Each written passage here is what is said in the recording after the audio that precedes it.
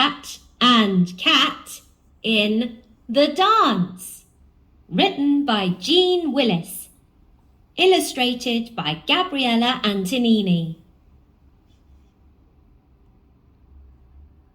Cat was looking at a book. "Got you, Rat," said Cat. "Let me go," said Rat.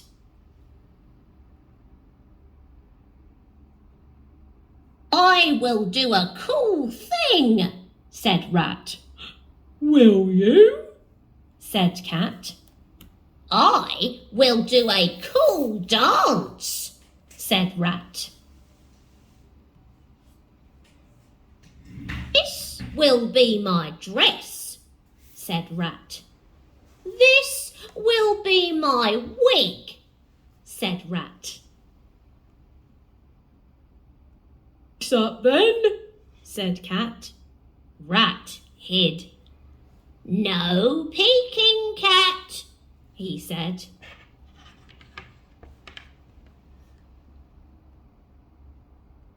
"Look!" said Rat. He did his cool dance.